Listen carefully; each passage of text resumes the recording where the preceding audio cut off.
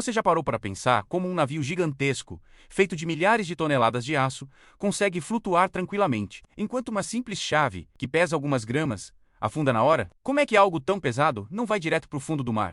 Hoje você vai finalmente entender por que os navios flutuam sem grandes problemas, o segredo envolvido nisso e como essa mesma lógica faz os aviões voarem, os submarinos mergulharem e até mesmo o seu corpo boiar tranquilamente na piscina. Uma resposta que na verdade é muito mais simples e genial do que parece. Quando olhamos para um navio enorme, a primeira coisa que pensamos é algo tipo: minha nossa, ele pesa muito, devia afundar. Mas a realidade é que o peso não é o que define se algo afunda ou flutua. Até porque, se fosse assim, um navio afundaria facilmente e um tronco de árvore gigante também afundaria. Basicamente, nada faria sentido com a nossa realidade. Então a verdade é que o peso absoluto não importa. O que importa é como esse peso está distribuído e quantos litros de água o objeto desloca. O segredo é a densidade. Aqui está o ponto central. Um objeto flutua quando sua densidade média é menor que a densidade da água. E a densidade é a relação entre a massa de um material e o volume por ele ocupado. Ou seja, um navio consegue flutuar não porque é leve, mas porque tem muito volume. Mesmo feito de aço, a maior parte do seu interior é composta de ar, espaços vazios e compartimentos ocos. Isso reduz a densidade média do navio inteiro, que fica menor que a da água. Aí, como resultado, ele flutua. É como comparar uma bola de ferro maciça e um barco de ferro oco.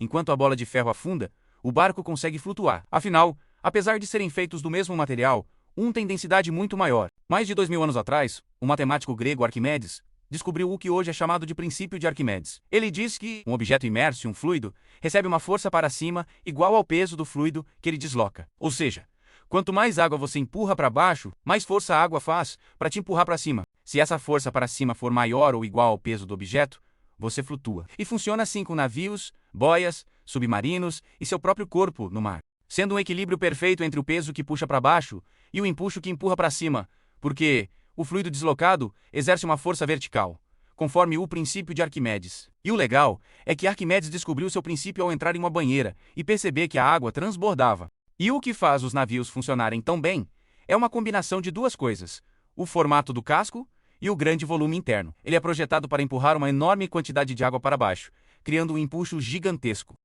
O casco é praticamente uma caixa de ar gigante. Esse ar dentro do navio faz com que a densidade total seja menor que a da água. Se você encher o casco de água, ele afunda. É exatamente o que acontece em naufrágios. Mas por que a água segura o navio? Acontece que, apesar da água parecer suave, ela é extremamente resistente à compressão. Isso significa que quando o navio tenta deslocar um grande volume de água para baixo, a água reage com força, empurrando o navio para cima. É a mesma sensação quando você empurra a mão contra a superfície da água, tentando afundá-la. A água resiste. Agora, imagine isso multiplicado por milhares de toneladas. Esse é o empuxo. Porém, e Sergipe navio fur, muito carregado? Bom, navios podem carregar toneladas de contêineres, carros, combustíveis, máquinas e até outros navios menores.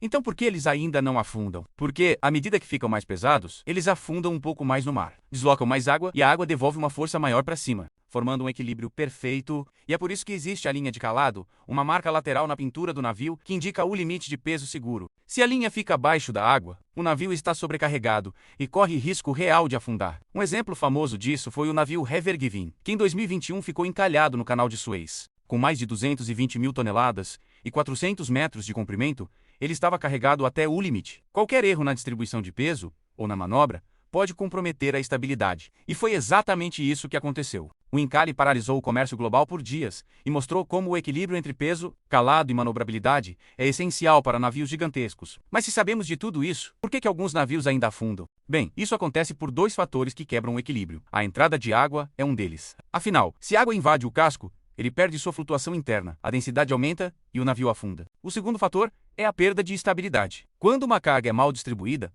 o navio pode inclinar demais. Assim, a água invade o casco pela lateral e acabou. E foi isso que afundou dezenas de embarcações famosas ao longo da história. Aliás, é por isso que os submarinos são os mestres da densidade. Os submarinos são a prova mais impressionante de como a densidade e o equilíbrio são importantes, pois eles têm tanques de lastro.